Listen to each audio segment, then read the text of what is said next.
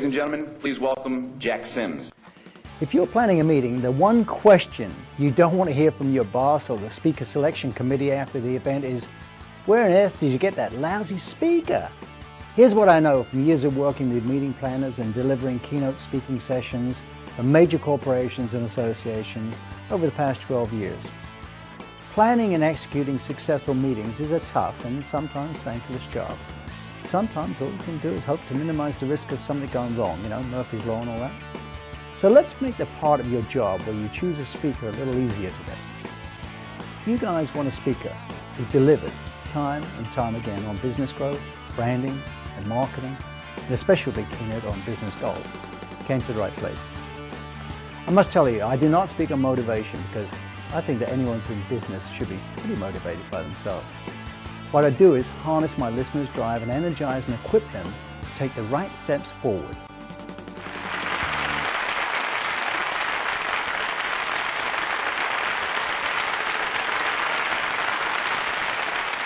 When I sold my business to Omnicom, they bought my name as part of the title of the company, right?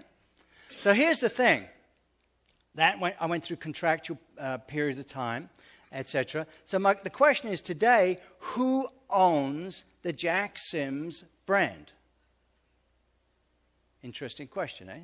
Who owns Jack Sims brand? Today, you do. You own the Jack Sims brand. You see, because what happens is at the end of this session, you're going to say, hey, that was stand up, that was great.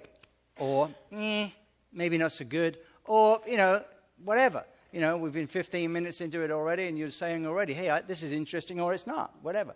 But my point is, you decide what my brand means to you. Make sense? And it's exactly the same for your customers. I mean, exactly the same for your customers. They decide what your brand means by giving you a purchase order, signing on the dotted line to a contract, whatever it might be. But that's how it works. They decide what your brand means. Your customers own your brand. The person who answers the phone, I don't care who it is, and I hope it's a person, not a machine, has to be scripted. They've got to say exactly what you want your brand to say that reflects your brand culture. Have you ever called up a lawyer or somebody here, Smith, Smith & Smith, please hold? You ever got that? Right? You don't want that, right?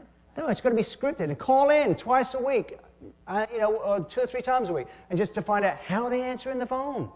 That's pretty important. That's your brand at work, right? Well, our receptionist, she came to us one time and said, hey, I want to change the message for the holidays. At that time, our company was called Sims Freeman O'Brien, or SFO. And the holiday period, and she said, and she gave us a script that she wanted. I said, knock yourself out, because we're in a bit of a fun industry, Anyway, so she answered the phone. Ho, ho, ho, it's SFO. Right? Cool, right? Makes you laugh. Yeah, that's what we want. We want customers feeling good. That reflects our image, our impression in the marketplace. Sure it did. So work it. That's one of the things you can control. Everybody does it. Just do it better than the competition does, right? What we tend to do was come up with a creative product, all right? The way we go to market, the image we want to put out there. And generally, we don't spend enough money in that arena. Remember, it's not the creative process that gets it costs the money. It's the delivery vehicle that you use, the TV, the print, whatever it might be. That's what costs the money. Look at your bills. You're going to find that for sure. Okay? Check it out. Then I'm suggesting what we do is spend a little bit more on the front end. Don't be a creative director yourself. You're locksmiths. Let creative people do the things that hire better people to do that part of your business. Spend a little bit more money on the creative process and maybe a little bit less money on the media, and I promise you the return on your investment will increase. I asked everybody in the list this question. How much would you pay for a set of half-carat diamond stud earrings? Good quality. That was bought at A, Walmart, next group, next third, at your local jeweler, last group, Tiffany's. What would you pay? So there was no other than that. It was good quality, half carat. The Walmart folks said something between $150 and $250. The jewelers said somewhere between $400 and $800, and The people who got the Tiffany's one said 800, 1200 and up. Same product. Think little blue boxes, guys. Think little blue boxes. Make it attractive for them to want. It's about value. It's all about value. Price is what you pay. Value is what you get. If you have one, can everyone in your company quote the corporate mission statement? 7% said yes, 50% said no, and 42% said somewhat. Anybody here know their corporate mission statement? Anybody willing to stand up and talk about it and say it? I've never had anyone stand up yet when I ask that question. Nobody knows because nobody cares. They don't care. What's mission? Who cares? The only reason you write a mission statement is to go to the bank to borrow money, or somebody you want to impress to do that. What you do need is a brand commitment statement. What is your brand committed to achieve in the marketplace, and let everybody know that in your company. That's what works. What's your brand committed to doing in the marketplace? Right? Brand commitment statement, however you want to write that. I know we've done it many, many times, and I will tell you it works.